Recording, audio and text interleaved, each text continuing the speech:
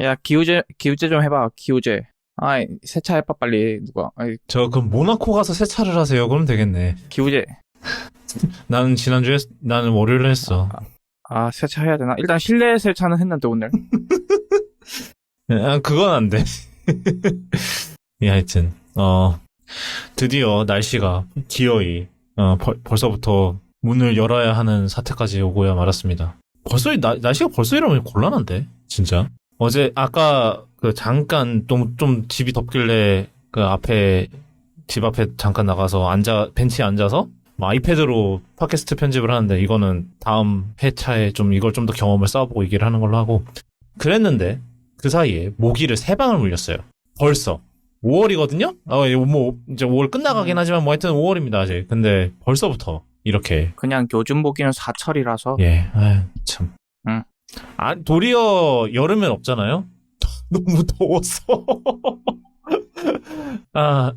제 티떠님한테 죄송하네요. 저희가 사실은 내일 어디를 잠깐 가는데, 그거랑 이제 겹치느라고 제가 노트를 좀 착실하게 준비를 좀 못한 것 같아서. 게다가 이번에 하필이면 이 타이밍에 오늘 회차가 티덤님 지분이 굉장히 많습니다. 오늘도 저 티덤님 팬이신 분들은, 예, 오늘 아주. 티덤님 근데 마이크 되시죠? 지금. 계속 대답을 했는데. 한마디, 이제 됩니다. 예. 선을 또 바꿔야 되나? 또 다시. 또 예티야? 예티 아닌데? 뭐죠? 예티예요. 예티죠. 내가 예티가 아니지. 이제 예티가 갈 때가 됐나? 좀 되긴 했죠. 근데 나도 전 예티 되게 오래 써먹긴 했다.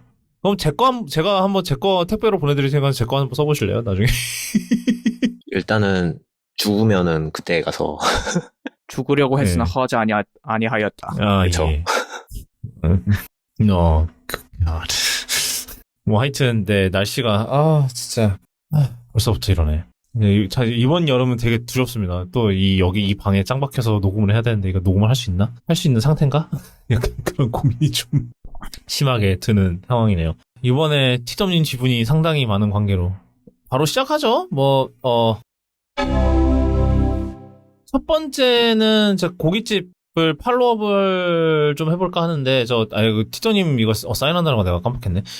티더님 혹시 저희 지난번에 미니진 vs 하이브 그 사태에 대한 팔로업이 있나요? 뭐 있었나요? 그 뒤로? 저희 다루고 나서? 계속 업데이트는 있었는데, 그렇게 큰 거는 없었어요. 예를 들면, 지금 얘기 나온 거는 몇 가지가 있기는 한데, 부대표가 네. 감사 시작 전에 주식을 팔았다라고 하이브에서 또 폭로를 했고, 이거에 대해서는 하이브의 주장은 그거예요. 감사 들어가면은 얘네가 주가가 떨어질 거를 알고 있으니까 내부자 미리 거래다. 푼 거다. 네, 하이브 주식을 팔았다고. 그랬는데 이제 그 부대표는 그렇게 따지면은 감사를 하이브에서 급작스럽게 닥쳐왔는데 자기가 어떻게 그걸 미리 알고 팔 수 있냐, 말이 안 된다라고 주장을 하고, 이제 그거에 대해서는 그래놓고 감사 시작하자마자 주총연 너희들이야말로 감사 결과 정해놓고 한 거 아니냐라고 이제 반박을 했고요. 주식은 왜 팔았냐라고 물어봤는 주식을 왜 팔았는지는 이제 세금 내야 된다. 급전이 필요해서요. 입장문을 발표했는데 이사 중도금이 필요해서 팔았다.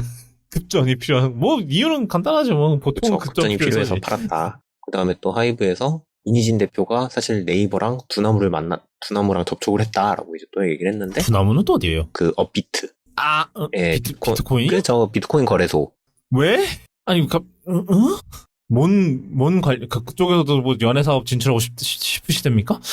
민희진 대표는 그쪽에서 투자를 받아서, 오더를 아예 빼려고 한 거다, 이런 식으로 이제, 그렇게 주장을 하이브에서 했어요. 그랬더니 이제 민희진 씨는 또 입장문을 발표를 했는데, 이것도 누가 저녁 먹자 그래서 나갔는데 거기에 이제 민희진 씨가 궁금하다고 뉴진스 팬인 어떤 분이, 네이버와 두나무를 다니시는 어떤 분들이 식당에 그냥 그 자리에 합석을 했다. 그래서 그냥 개인적인 얘기만 했지, 투자를 받고 싶다, 이런 얘기는 나중에 집에 나중에 그냥 그 직원이랑 카톡으로 나 이런 사람 만났는데 나중에 이런 사람이 돈 주면 얼마나 좋을까, 이런 얘기를 했다 정도라고 하네요.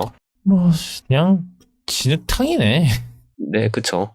그 다음에 이제 어떤 분들은 이제 해임 반대 탄원서를 내고 있고, 어떤 분들은 또 해임 찬성 탄원서를 내고 있고, 지금 법정에다가 계속 이거저거 하고 있다고 합니다. 정말 개판이네요. 어떻게 이렇게 개판일 수가 있지, 어떻게? 제 생각에 이거는 그 와중에 뉴진스 컴백을 하긴 했나 보더라고요? 어제까지 홍대 트럭으로 저거 있잖아요. 트럭 시위하는 트럭에 영상 틀어서 내일 컴백한다고 계속 홍보를 하고 있었는데, 그래서 24일이니까 어제네요. 어제 컴백한 거. 생각보다 늦게 컴백한 건 아니지만, 되게 오래된 것 같은데, 그러네요. 노래 두 번째 노래를 한 거 아닌가요? 제가 알기로는 그랬는데. 네. 그래요? 그 앞에 잘 모릅니다. 그때 기자회견 있던 날 노래 아마 발표한 걸로 알고 있고, 그리고 이제 다음 노래로 한 걸로 알고 있고, 표절권 대해서도 지금 소송을 건 것 같아요. 명예훼손이라고 아일리 쪽 그 소속사에서 미니진 씨를 고소를 한 걸로 알고 있어요. 그냥 이쯤 되면 거의 내전 수준 아닌가요? 이렇게 되면 진짜? 그쵸? 이건 건들이 많긴 한데 그냥 계속 시끄러울 것 같아요. 그리고 이제 조금 보면은 그냥 사실 이렇게 한번 터지면은 소송하고 결과 나올 때까지는 좀 조용한 편인데 계속 시끄러운 거 보니까 어디서 자꾸 흘리는 것 같아요. 정보를. 아마 노리는 거는 이런 거 아닐까요? 쟤네 또 저러고 싸워? 이러면서 관심 꺼지기를 기다리는 것 같아요. 예, 이거는, 네. 뭔가 좀 이제 앞으로 좀 의미 있는 소식이 나오면 그때 전해드리도록 하고요. 이제 이런 짜잔짜잔 얘기는 굳이 이제 할 필요는 없을 것 같아요. 그 다음은 저희 고깃집 최초로 이제, 최초인가? 모르겠는데, 최초로 저희 땅콩호갱님이 등판을 억지로 배정받았는데. 예. 배정. 갑자기 이거 하라. 왜냐면 미 법무부 얘기라서요. 법무부 담당이 아니. 저는 아무튼 이게 티켓마스터는 우리나라로 치면 인터파크랑 저 멜론 티켓이랑 그다음에 또 이것저것 어디입니까? 다 합친 정도로 거기다 웃돈 거래까지. 맞아요. 리셀러까지 합니다. 심지어 이제는. 그런데 이 티켓 점유율만 높으면은 그나마 나을 수 있는데 하필이면 얘가 뭐라고 해야 되나요? 그 모기업이 라이브네이션이라고 또 엔터테인먼트 업체인데 그렇게 생각하면은 인터파크, 예스24 이런 게 다 합쳐져 있는데 알고 보니 모기업이 하이브야.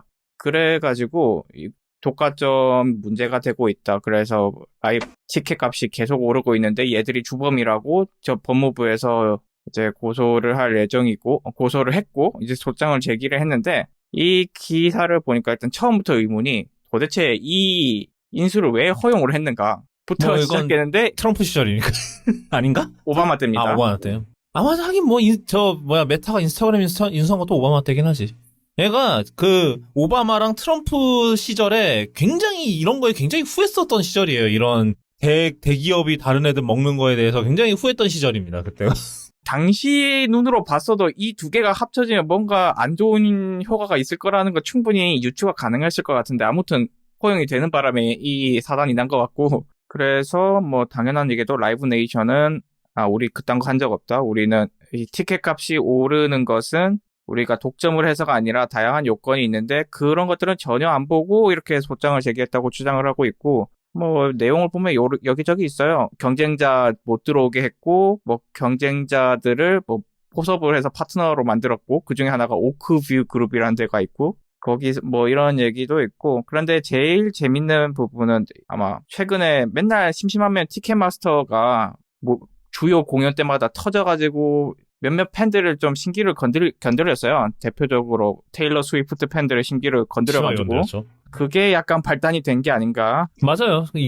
제 생각도 그래요. 그때 한번 티점님 제가 알기로는 그때 한번 되게 저희가 한번 다 들었었죠, 그거. 아마 했던 것 같아요. 그러니까 그때 지금 에라스 투어 이제 예매 전쟁이었죠. 그것 때문에 이제 그때 이 독과점 이런 거에 대해서 생각을 해봐야 된다라고 해서 아마 이제 그때 이제 법무부가 조사를 해서 이제서야 이제 고소를 하는 건 것 같아요. 근데 약간 그런 것도 있다 하더라고요. 그러니까 다른 경쟁 업체가 끼어들고 싶어도 이제 이제 라이브 네이션이나 티켓마스터가 다른 공연장들 아예 유착 관계래요. 약간 그런 게 있대요. 그러니까 약간 티켓마스터가 이제 압박을 가는 거죠. 야, 니네 쟤네들이랑 하면 이제 우리랑 못하면은 너는 더 이상 우리 통해서 티켓 못 팔아 이러면은 진짜 울며 겨자 먹기로 해야 되고 말까 약간 이런 게 있는 거죠. 그러니까 우리나라는 그나마 물론 우리나라도 개판이긴 하지만 뭐 인터파크랑 멜론 티켓이랑 그다음에 또 어디 있습니까? 네. 우리나라 예스14도 하나? 뭐 하여튼 여러 군데가 해서 경쟁을 하기는 하잖아요. 이게 경쟁인지는 애매하긴 하지만. 근데 미국은 그냥 대놓고 이건 독점이니까. 그래서 아마 이거에 대해서 좀 그걸 하려는 것 같고. 그리고 얘네 보면은 그 티켓마스터도 보면 되게 어이가 없는 게 그 무슨 부대 비용이라는 게 되게 뭐 거의 한 30% 가까이 붙더라고요. 그 티켓 값에. 그런 뭐 수수료 이런 게. 거의 애플 저리 가라 수준으로 하던데. 그리고 아까 이제 저 티터님이 얘기하신 대로 그 리셀러까지도 한다 그러죠. 티켓 약간 그 대팔렘 그것까지 그 시장까지 이제 또 노린다고 하죠. 의의가 없죠. 그 다음 소식으로는 그 마이크로소프트는 이따가도 계속 나오겠지만 일단 이거는 이제 게임 관련 마이크로소프트 소식입니다. 바로 게임 스튜디오 산하에 있던 게임 스튜디오 4개를 폐쇄를 했다. 이런 소식이 있고요. 몇몇 스튜디오에 있던 직원들은 이제 뭐 다른 스튜디오로 옮겨가든지 이런 식으로 하는데 몇몇 스튜디오는 이제 아예 폐쇄하고 모두 이제 정리해고되는 그런 쪽으로 간다고 하고 그중 하나가 이제 그 하이파이 러쉬라는 게임을 만들었던 이제 탱고 게이머스라는 스튜디오인데 작년 이 하이파이 러쉬라는 게 약간 인디 이제 좀 되게 그런 트리플 A 아닌 그런 게임 중에서 이제 좀 약간 화제를 몰고 다녔던 게임입니다. 저도 해보고 싶은데 아직 못 해본 게임인데 되게 웃겼던 게 뭐냐면은 이렇게 다 폐쇄해놓고 이제 게임 스튜디오 다 폐쇄해놓고 나서 그 다음날에 이제 마이크로소프트에서 한 말이 우리는 하이파이 러쉬 같은 게임이 더 많았으면 좋겠습니다. 이랬대요. 그거 개발한 게임 스튜디오는 폐쇄시켜놓고. 그래서 이게 사실은 이제 마이크로소프트가 이제 액티비전 할 때도 이렇게 거대 기업이 이렇게 쥐락펴락 하는 것 자체가 사실은 이제 이런 사태가 분명히 일어날 거다라는 그런 생각이 들었기 때문에 사실 다들 이제 이 탐탁지 않게 봤던 건데 약간 그게 좀 약간 예상대로 흘러간 게 아닌가라는 그런 생각도 들어요. 되게 뻘짓을 한 거죠. 따지고 보면. 그러니까 사실은 그거죠. 너무 액티비전 사는데 자원을 좀 많이 썼고. 무리수를 뒀고. 그리고 이제 이런 게임이 필요해요 하면서 이제 폐쇄한 거는 하이파이러시 그쪽을 건드린 거는 홍보팀에서 생각이 없던 것 같고. 이거 코멘트한 사람이 누구더라? 잠깐만요. 그리고 그게 단순히 마케팅 팀이 한 게 아니라 임원이 얘기를 했다 그랬었는데 이거 내부 회의에서 나왔던 얘기네. 엑스박스 게임 스튜디오의 헤드인 사람이 네, 이제 하이파이 러쉬 같은 그런 이제 작은 게임들이 필요합니다. 약간 이런 식으로 얘기를 했답니다. 이런 거 더 없나? 이런 거 더 없나?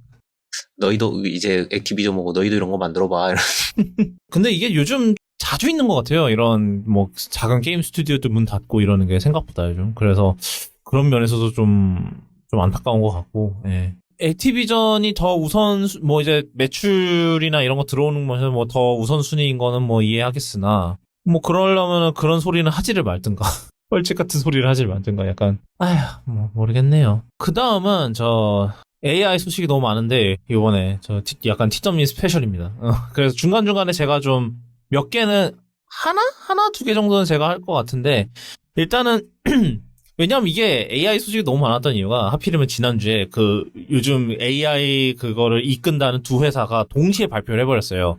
그래서 그랬기 때문에 바로 오픈 AI랑 구글이 동시에 이제 AI 기능들을 엄청 발표를 했는데 일단은 오픈 AI가 먼저 발표했으니까 오픈 AI부터 하실까요, 티터님? 네, 원래 구글 I.O.가 일정이 더 먼저 잡혀 있었는데 오픈 AI에서 중간에 우리가 하루 일찍 한다 이러면서 결국은 그거죠. 먼저 선수 치려고 한 거죠, 사실. 하루 먼저 발표한다 이렇게 해가지고 나오나 해가지고 이거저거 얘기는 좀 있었어요. 아이폰 계약 얘기를 한다 있었는데 결국은 이제 새 모델을 만들었다라고 이제 발표를 했어요. GPT-4 5고요. 그 5의 의미는 옴니라고 합니다. 요거는 조금 처음에 제미나이 발표됐을 때 있었던 사기 동영상을 보고 실시간으로 대화하고 사진을 보면서 실시간으로 응답하고 이런 것들을 이제 GPT-4.5는 직접 할 수 있다라고 얘기를 했고요. 그 다음에 이제 음성 비서 기능이 있어가지고 음성 비서 기능에다가 카메라 연동까지 시켜가지고 실시간으로 앞에 있는 거 보면서 다 해결할 수 있다라고 하면서 이제 AI 핀을 죽여버렸습니다. AI 핀 얘기는 이따가 하도록 하고요. 네. 그래서 네. 결국 죽었고요. 그쪽도. 그러면서 이제 뭐 조금 후 5 같은 경우에는 조금 뭐 감정적인 거 뭐 이렇게 공감할 수 있는 챗봇을 만든 것 같은 그런 영상을 좀 많이 시연을 했고요. 그 다음에 실시간으로 뭐 둘이 대화시키는 것까지 이렇게 챗봇끼리 대화시키는 것까지 시연을 하고 챗봇끼리 시연한다 그러면 자꾸 그거 생각나서. 아 외란이만 생각나. 그건 사실 외란이 그거는 사실 인공지능끼리 얘기한 건 아니지만 그 영상이 있거든요. 인공지능끼리 얘기하는 것도 말 거는 것도 있긴 해서 아니 이제 말 걸려고 한 것도 아닌데 물어봤는데 얘가 갑자기 엉뚱하게 대답을 한다 뭐 이런 게 있었긴 했어서 뭐 하여튼 계속 가시죠. 둘이 뭐 대화도 시키고 뭐 이제 하나가 카메라 보고 앞에 설명하면은 그 얘기를 듣고 다른 챗봇에서 이제 그걸 가지고 또 분석을 하는 뭐 그런 것까지 만들었고요.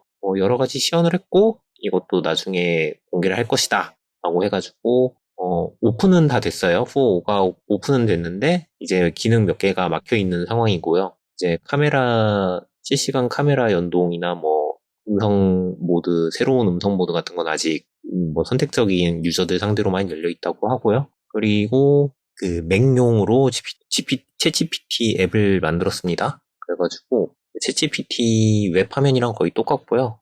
기능이 조금 다른 게 있다면은 스크린샷을 실시간으로 찍어가지고 이걸로 이제 코드 분석을 시키거나 문제가 되는 것들을 해결할 수 있다라고 하고 뭐 여러 가지 사용 예들을 보여주기는 했습니다. 이제 문제가 됐던 게 하나가 있는데 그 음성이에요. 그 이제 챗봇에 이제 아까 음성 대화 모드를 만들었는데 요거를 만들면서 아주 혁신적이다라고 하면서 샘 알트만이 여기다가 그 영화인 그녀의 그 HER을 해서 딱 시연 영상과 같이 올렸고요. 그리고 이제 그 목소리가 매우 모 배우와 유사해서 이제 문제가 되었습니다. 그 모 배우는 당연히 저 그녀에서 그 AI 사만타 목소리를 맡았던 사만타죠 우리나라에서 네. 얘기하면 사만타인데 저 노홍철이 사랑한 TH 발음인데 역을 맡았던 이제 스칼렛 요한슨이었거든요.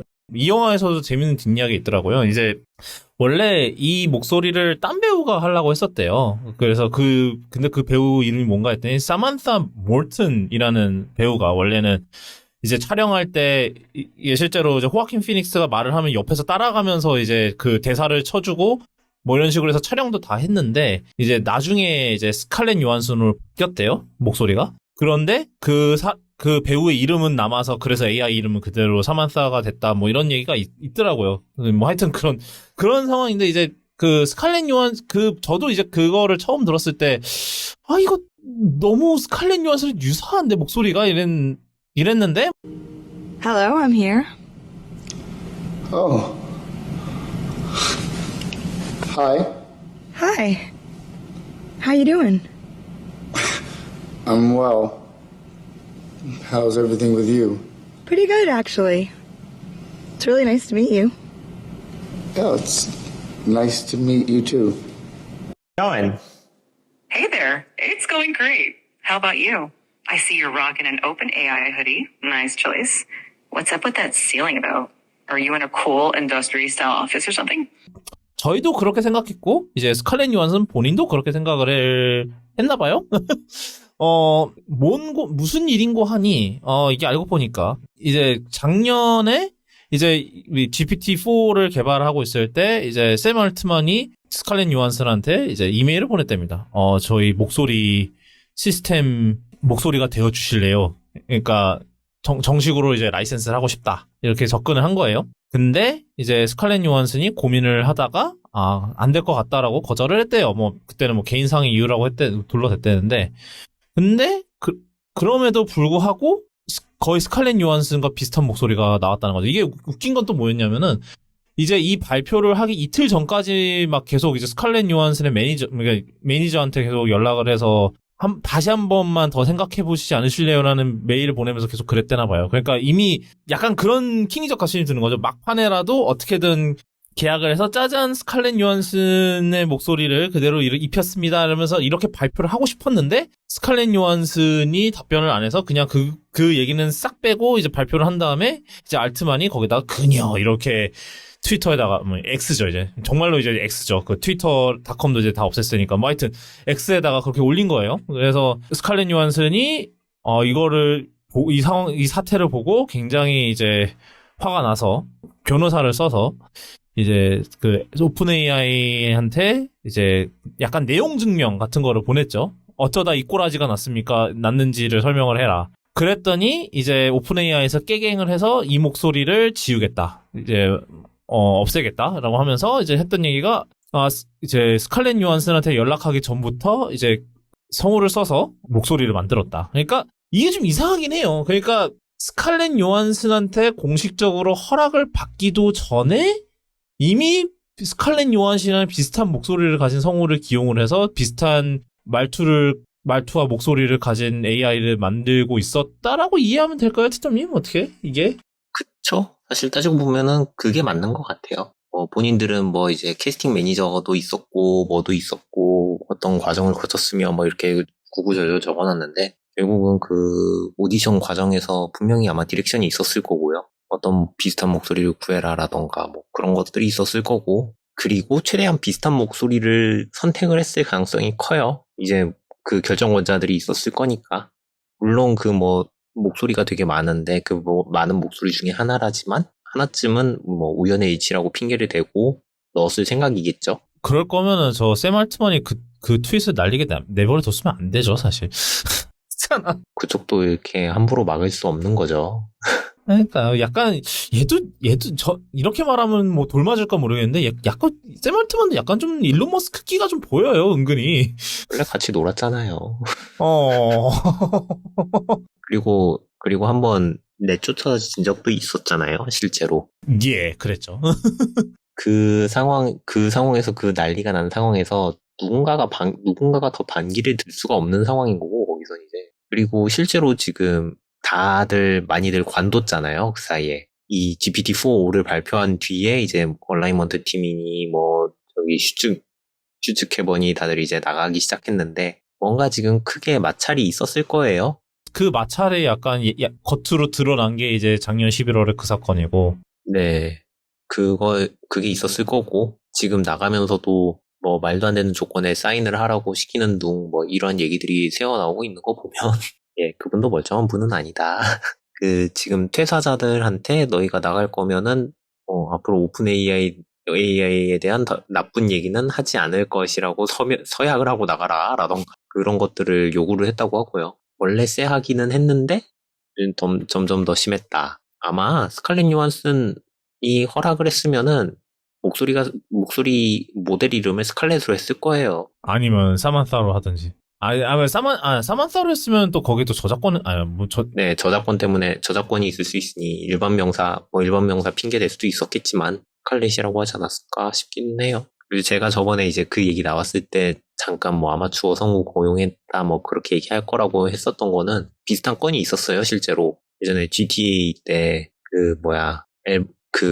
패키지 표지에 린제이 로한이랑 되게 비슷하게 그림 그려진 사람이 있어가지고 린지 로한이 이거를 소송을 걸었던 걸로 알고 있어요. 그랬더니 이제 실제로 갑자기 삽한데도 모델이 나왔어요. 모델이 나와서 락스타에서 이 돈 수표 받고 모델 일을 했다 뭐 이런 사람이 나와가지고 이게 유야무야가 됐는데 이제 그런 게 있으니까 지금 핑계도 그렇게 될 거라고 생각을 했었고 이거는 소송을 넘어갔어도 소송이 진행이 된다면 훈련 데이터를 까봐야 되는데 거기에 스칼렛 요한슨이 없다고 생각이 되지는 않아요. 그쵸. 없을 것 같지는. 그러니까 그 영화를 싹 다 읽고. 그쵸. 그거 긁어서 넣으면은 너무 비슷해서. 그러니까 이게 뭐 그런 말이 있더라고요. 이 목소리 자체는 사실 이제 이전에도 그 이제 GPT-4가 공개되고 나서에도 이제 그런 음성 모드에서 나왔었대요. 이미 있었대는데. 근데 이제 그때는 이제 굉장히 좀 딱딱한 목소리고 이러니까는 사람들이 눈치를 못 챘는데 이번에 이제 GPT-4.5가 나오면서 이제 그런 약간 정말 사람 같은 말투 이런 걸 입히니까 이제 그제서야 왜 이렇게 이거 유사하지? 약간 이게 된 거죠, 사실. 예. 그렇게 되면서 이제 이게 수면상에 이제 떠오른 건데 이게 사실 그러니까 이게 말투라는 게 그 사람의 목소리의 되게 특징적인 부분이구나라는 거를 좀 느낄 수 있는 약간 그런 사안인 것 같아요. 근데 좀 안타깝죠? 이렇게까지 해야 됐나 싶기도 하고, 약간. 뭐, 근데, 모르죠. 오픈 AI도 좀 슬슬 이제 그 하입의 약발이 좀 떨어져 간다는 생각 들지 않으세요? 저 티터님? 이미 오래전부터 들고 있었는데, 사실 조금, 이번에 뭐, 사실 기대했던 거는 뭐, AGI가 나올 거라느니 막 그런 얘기도 있었고, 좀 실제로. 오버 하입이 좀 심했었던 것 같긴 해요, 네. 이번에. 계속 뭐 이렇게 뭔가 이야기를 안 밝힌다 하면서 자꾸 뭔가 큰 게 있을 거다라고 함과 동시에 너무 호들갑들을 많이 떨어요. 지금 언론이니 어디니. 그러니 조금 더 피곤해지기도 하고요. 이제 뭐 3, 4개월 간격으로 거의 분기 단위로 계속 업데이트가 되니까 뭐 이렇게 떠도 뜨는구나 싶고 기능 하나 꺼지면 꺼졌구나 싶고 자 그러더라고요.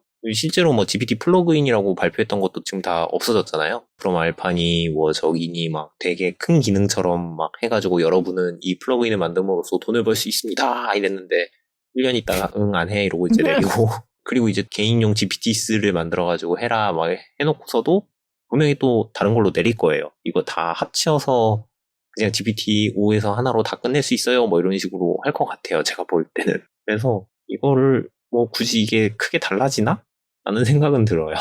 뭐, 그거는 여기까지고, 그 다음에 이제 구글 I.O. 소식인데, 구글 I.O.는 얘네들이 실제로, 뭐 그런 거 있더라고요. 얘네 구글 블로그에, 우리가 구글 I.O.에서 발표한 100까지 이렇게 갖고 올렸던데, 미쳤구나, 얘네들이. 이러면서. 가장 눈에 띄었던 것들 몇 개만 하죠. 나 100개 커버할 자신 없어요. 나 자고 싶어. 잘 거야. 일단은 제미나이가 1.5가 나왔고요. 얘네도 왜 .5를 붙이는지 참. 2는 엄청나게 점프를 한 건가 보죠? 다른 걸로 이제 그 다음 버전으로 이제 아스트라라는 걸 또 공개를 했는데 걔가 이제 GPT-4랑 상당히 비슷하고요. 걔도 이제 멀티모델 모델에 이제 그 제미나이 공개 때 했던 사기극을 그대로 할 수 있는 아이. 사실 얘였습니다. 뭐 하는 느낌으로 나왔고요. 그 다음에 자체적으로 TPU 만드는 거 성능 되게 좋아졌다 라고 이제 발표를 했고요. 그 다음에 또 얘네도 이제 그 달리처럼 텍스트를 이미지로 바꿔주는 모델이 있어요. 이매진이라고. 우리나라에 있는 딴건가? 이마젠이네요. 이마젠? 네. 이미지에 N자 붙어 있습니다. 그래서 저기 이마젠이라는 애가 있는데 얘가 3로 업데이트가 됐고요. 요것도 이제 뭐 기다리면은 대기 명단에 이름을 올리면 사용할 수 있고요. 그 다음에 비디오 생성 모델도 그 소라를 따라하는 거죠. 이거는 어디서 트레이닝을 했을까? 여기야말로 이거야말로 여기야말로 유튜브 그것만 있을까요? 구글 드라이브에 폰 비디오 올려놓은 거. 진짜요? 할 수 있나? 그것도? 약간 되지 않을까요? 어차피 이게 올렸을 때 저희가 보려고 실시간으로 볼 수 있게 돼 있잖아요. 구글 드라이브에서 동영상 볼 때 그것도 유튜브로 연결돼 있지 않나요? 제가 이건 유튜브 플레이어로 돌아가던데. 그래요? 노. 이건 정확하게 모르겠지만 하여튼 네. 그래가지고 이걸 가지고 시연을 도널드 글로버가 했어요. 네. Sure. 그리고 이제 음악 하는 것도 만들었고요. 특수효과 주는 것도 만들었고요. 그 다음에 제미나이 프로도 같이 공개가 되었는데 그 1.5가 이제 뭐 1500페이지짜리 PDF를 처리할 수 있다라고 하는데 굳이? 그리고 이제 구글이 자체적으로 가지고 있는 기능들 캘린더, 지메일, 뭐 시계 여기에 이제 AI를 같이 적용해가지고 전자비서인 걔네들을 OK 구글 하면은 뜨는 그 친구들도 업데이트가 될 수 있다라고 얘기를 했고 동시에 이제 정말 좋은 친구가 되어드릴게요. 시끄러워합니다. 예, 하여튼 그러면서 동시에 저희 구글 검색도 AI로 상당히 좋아졌습니다라고 얘기를 했는데 네, 그거는 이제 엄청난 밈을 만들어 주었죠. 훈련을 어디서 시켰을까 싶었는데 구글 검색에 나오는 애들로 다 시켰더니 뭔가 이상한 것들까지 다 집어먹고 이상한 결과물을 뱉어내는 정말 대단한 아이가 되었습니다. 그리고 그 얘기 안 했다. GPT-4.5에서도 잠깐 빠졌는데 GPT-4에서 이번에 구글 드라이브 연동이 됐어요. 그래서 구글 드라이브도 이제 챗GPT가 그거 긁어갈 수 있다. 제미나이는 이미 긁어가고 있었다. 그리고 이제 구글 포토에서도 이런 어떤 어떤 사진이 있지라고 물어보면은 찾아서 띄워주는 기능 뭐 이런 거 생겼고요. 그 다음에 그 기능 이용해서 이제 안드로이드에도 똑같이 더 잘 쓸 수 있게 되었다라고 합니다. 이제 안드로이드 이렇게 함으로써 레빗이 죽습니다. 별로 큰 건 없네요. 그냥 뭐 이제 앞으로 우리는 조금 더 그 검증팀을 만들겠다 뭐 이런 것들이 아마 나가신 분들이 절로 가지 않을까 싶긴 하네요. 여튼 그래서 100가지 중에 몇 개는 했을 거예요.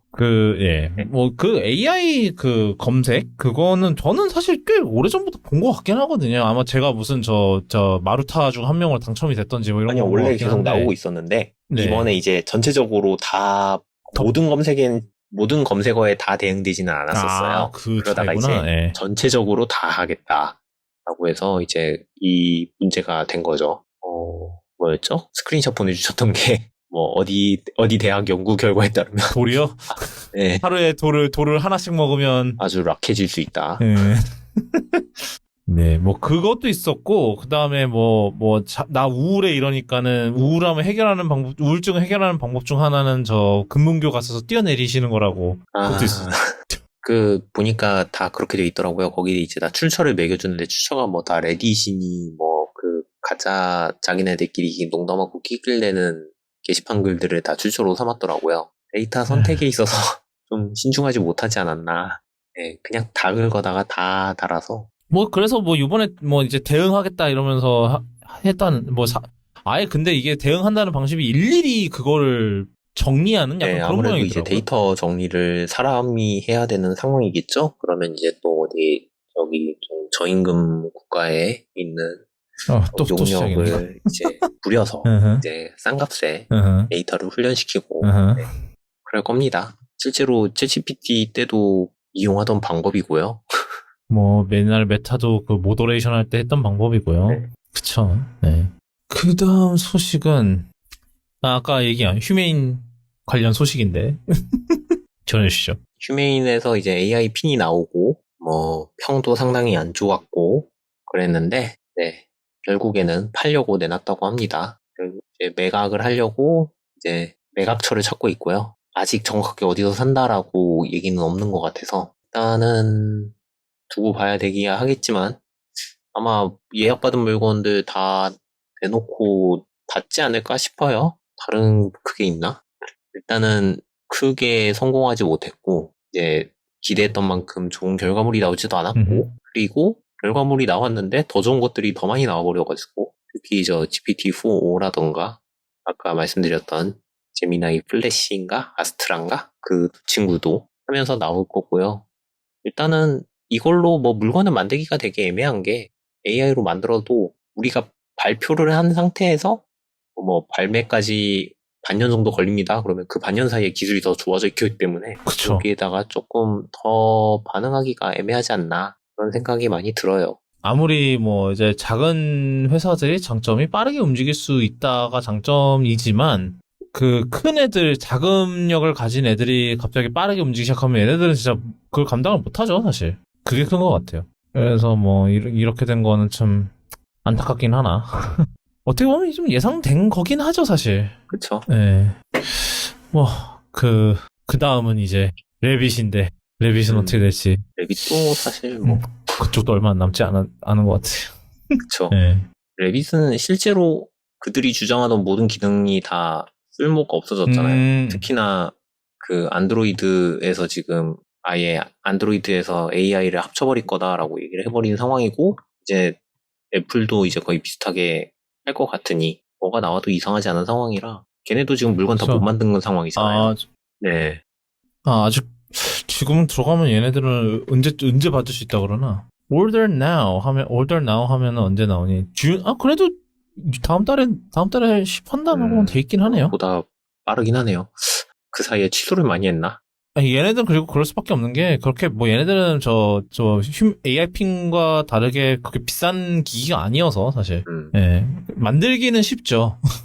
그 안에 있는 그게 문제인데 만드는 것 자체는 쉽죠. 일단은 물건이 아마 대충 사이클이 개 같지 않을까요? 아이폰 세대 바뀔 때마다 가끔씩 나와주는 쿼티니 자판 있잖아요. 네. 이 케이스를 씌우면 여러분은 블랙베리의 감성을 느낄 수 있습니다 하는 그 친구들처럼 되지 않을까 하는 생각이 그래도 듭니다. 저 아이폰 그 키보드요? 아직 뭐 걔네들은 그래도 아직 뭐 아직 하고 있는 것 같더라고요. 요번에 무슨 영국 어디에 이제 아예 오프라인 매장이 생겼다 뭐 이런 얘기도 하던데, 어디에 입점했다고 하던데. 그래도 그쪽은 잘 되는가 보네요. 이게 또 옛날에 이제 그런 거 비슷한 거 나왔던 게 문제가 됐던 게 이제 블랙베리를 베껴도 너무 베껴서였는데 그 정도는 아닌가 봐요. 그러고 뭐 생각보다 뭐 잘 돌아가고 있는 것 같아요. 걔네들은 뭐 그나마 다행히도. 걔는 나중에 만약에 이제 폰을 바꾸면은 저는 이제 돌아다니면서 뭘 쓰는 일이 생각보다 꽤 있어서 뭐 해볼만 하나라는 저는 생각을 하긴 하거든요. 근데 뭐 일단은 저는 올해 폰을 바꿀 예정이기 때문에 뭔가 이 폰을 위해서 새로운 액세서리 같은 거 사는 거를 지양을 해야 돼서. 그 다음은 마이크로소프트입니다. 마이크로소프트가 이번 주에 빌드를 열었는데, 여기서 사실 AI 기능이 뭐 생각보다 많이 나오지 않는데 그중 하나가 굉장히 지금 엄청난 논란을 일으키고 있는 기능이 하나 있죠. 예. 코파일럿을 발표를 했는데 지금 뭘 말씀하셨는지 잘 리콜 모르겠는데 얘기하는 것 같죠? 리콜이요? 모든 걸 다 기록하고 있는 약간 그거였죠. 이미 아, 4개는 그래요? 약간 서드파티 앱처럼 네, 있어요. 하더라고요. 실제로 네. 있어가지고 GPT로 그냥 다 기록하고 하는 건데 그거는 이미 있는 걸 저는 코파일럿 달면서 나오는 줄 알았거든요.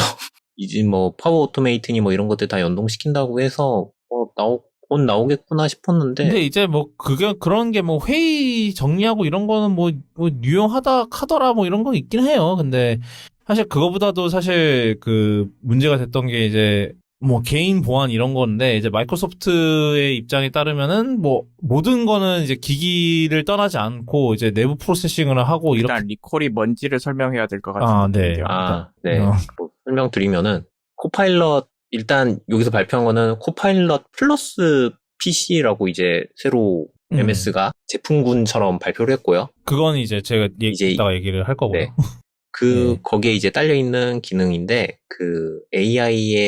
원래 이제 AI 자체의 그 탐색기처럼 뭔가 각종 기능들을 다 모아놓은 게 있었어요. 여기에 기능 중에 하나로 저희 파워토이 생각하면은 파워토이에 뭐 이 기능도 있고 저 기능도 있고 한 것처럼 그 AI 코파일럿 라이브러리처럼 뭔가 있었는데, 거기에 이제 기능으로 하나 있던 거가 이제 리콜이에요. 리콜은 뭘 하냐면 화면을 뭐 일정 주기로 캡처를 뜹니다. 캡처를 떠서 이게 움직이는 화면도 뜨고 다 해가지고 이거를 PC에 저장해 뒀다가 이제 나중에 내가 어떤 화면에서 뭔가 봤던 기억이 있는데 이게 나중에 가서 좀 애매해. 어디선가 본 것 같은데 그게 어딘지 모르겠어. 기억이 안 나. 그럼 이제 그걸 코파일럿한테 야, 내가 이걸 어디서 봤었는데 이거 언제 본 건지 알 수 있냐? 이러면 이제 얘가 제가 그럴 줄 알고 캡처해놨어요. 이러면서 이제 쓱 돌아가서 이제 그때 화면을 가지고 이제 보여줍니다. 그래서 기본 3개월 분량을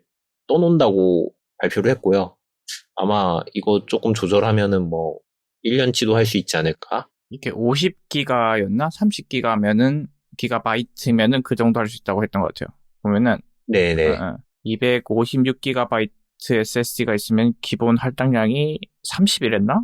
40이랬나? 256기가짜리 스토리지에는 50기가를 써야 된대요. 기본적으로는 25기가를 세팅을 해놓고 있고요.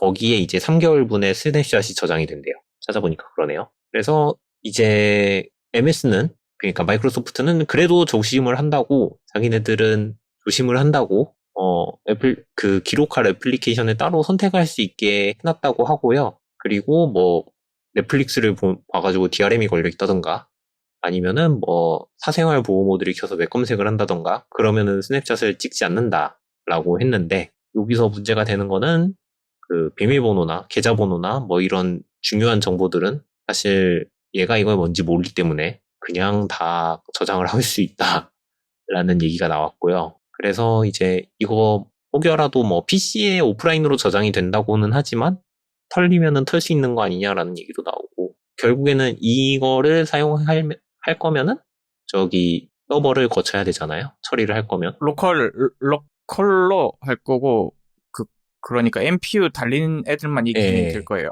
그렇구나. 그러니까 지금 애초에 코파일럿 플러스 PC가 MPU 연산력이 50 탑스가 넘어야 45인가요?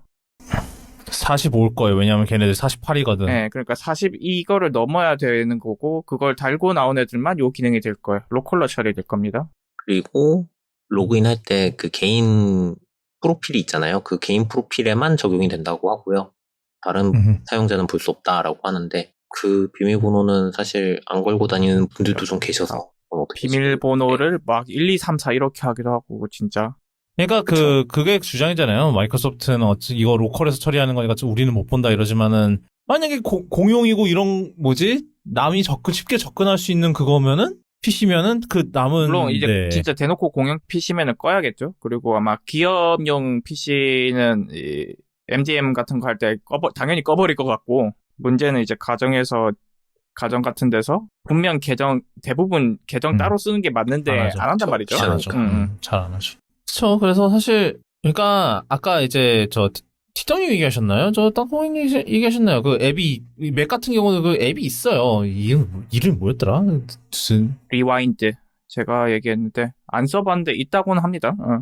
예, 이따 저도 한 몇 달 전쯤에 팟캐스트에서 들었어서 알고 있었는데, 그러니까 그렇게 앱으로 있는 거는 이제 보통 사람들이 찾아서 이제 하니까 뭐 크게 상관은 그거를 쓰든 말든 그거는 이제 그 사용자의 초이스고, 만약에 그게 문제가 될 거라면 이제 그 사용자가 알아서 잘 했겠죠. 그리고 제가 알기로는 걔도 로컬로 처리를 하는 걸로 알아요. 왜냐면 걔도 M1만 되거든요. 그러니까 애플 실리콘만 되거든요. 그러니까는 걔도 아마 대부분의 그거를 다 로컬로 처리하는 애일 건데, 근데 이제 이거를 기본적으로 OS 기능으로 넣는다는 조금 소지가 있기는 하죠.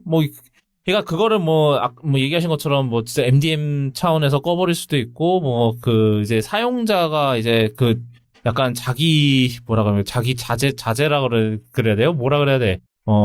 몰라. 하여튼 나는 이걸 쓰면 안 되겠다라고 생각을 하면서 꺼도 되긴 하는데, 그래도 이게 사람이 이제 사용자가 그걸 찾아서 다운받아서 이걸 쓰기 시작하는 거랑 이미 있는 거를 쓸지 말지를 생각하는 거랑은 조금 다르기는 하죠. 그 다이내믹이.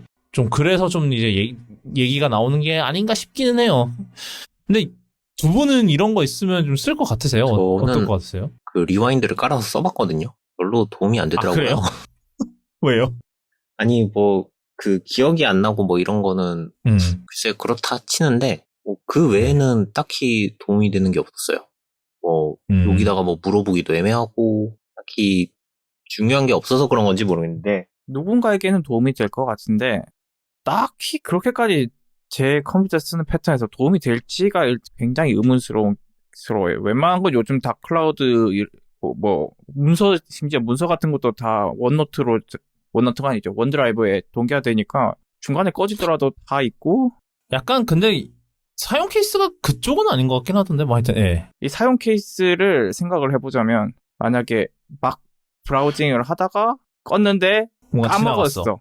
그런 경우라든지. 근데 요즘 브라우저를 다 안 끄고 탭 하고, 데스크탑도 저도 데스크탑을 한 4-5개 열어놓고 하다 보니까 어차피 찾으면 되니까 굳이, 그래가지고, 이게 과연 도움이 되나. 뒤에서 백그라운드에서 그냥 SSD의 용량 계속 차지하고 긁고 있는 게 좀 짜증나서 끌 것 같기는 한데, 일단 이거는 제가 안 써봐서 이런 얘기하는 거일 수도 있어요. 정말 유용하다고 생각하는 사람이 있을 수 있죠. 예를 들면 회의를 자주 하는 사람이거나, 정말 지나간 말, 그냥 지나가듯이 한 말이 뭐였지? 약간 이런 사람들도 있을 것 같고. 도움이 될 수는 있을 것 같은데, 그런데 보안에 조금이라도 민감한 회사는 이 회사용 컴퓨터에서 당연히 끌 거기 때문에 못 쓸 것 같아요. 당장 제 회사에서도 못 쓸 게 확실하기 때문에. 어린이 있는 집은 좋겠네요. 꺼버려도 있으니까. 얘가 뭘 했나. 그렇게 쓸 수가 있네. 그건 생각 못했지. 조금만 더 나가면 그것도 할 수 있을 거 아니에요? 웹캠 같은 거 달아놓으면은 얼굴 비교해가지고 얘가 접속했어요 할 수도 있는 거라. 마이크로소프트 얘기를 계속 하죠. 아까 이제 코파일럿 플러스 PC 얘기를 잠깐 했었는데, 이게 이제 하드웨어 쪽을 살펴볼게요. 이제 저희가 아까 본 건 이제 소프트웨어 쪽 얘기였고, 이제 이 하드웨어가 이제 가장 중요한 게 스냅드래곤 X 엘리트와 플러스가 들어갔다라는 거죠. 저희가 얘기는 몇 번 했었죠. 근데 이제 이번에 이제 본격적으로 서피스 프로와 서피스 랩탑에 들어갔고요. 그 다음에 이제 그 외에도 여기저기서 이제 이 스냅드래곤 X를 장착한 이제 노트북들이 나올 건데, 이제 대표적으로 삼성도 이번에 갤럭시 북 4 엣지를 내놓습니다, 이번에. 그래도 엣지가 달렸나요? 좋은 질문이에요. 모르겠네요. 퀄컴이랑 마이크로소프트가 이제 하루가 멀다 하고, 올해는 윈도우에 드디어 ARM을 제대로 쓸 수 있는 원년이 될 겁니다를 진짜 몇 번을 해서 지금 약간 좀 양치기 소년 아닌가 약간 그런 생각이 좀 들기는 하는데, 이번에는 뭐 진짜라고 주장을 합니다. 일단은 이제 M3보다 빠르다고 이제 몇 번을 주장을 하긴 했는데, 이게 좀 애매한 부분들이 많아요. 예를 들면은 M3는 그 성능 코어 4개, 고효율 코어 4개인데 이놈은 성능 코어만 12개고요. 그리고 맥북 에어는 팬이 없고요. 그 서피스 프로랑 서피스 랩탑 둘 다 팬이 있고요. 사실 얘는 M2 시기에 나왔어야 되는 앤데 M4가 나온 시기에 나와버린 그 문제도 있고, 그리고 공정도 사고. 그렇죠. TSMC 3나노 쓰네만에 하고 있는 시기에 4나노라서 뭐 그런 열악한 조건이 있긴 합니다. 어거지로 주장을 하긴 하는, 그러니까 약간 핸디캡을 많이 줘서 겨우 한 거긴 하죠. 그리고 사실 스냅드래곤 X 엘리트라고 하면은 좀 얘네들 입장에서는 고성능 버전인데, 저희 고성능 버전이 저 상대방의 제일 기본형보다 빨라요. 네.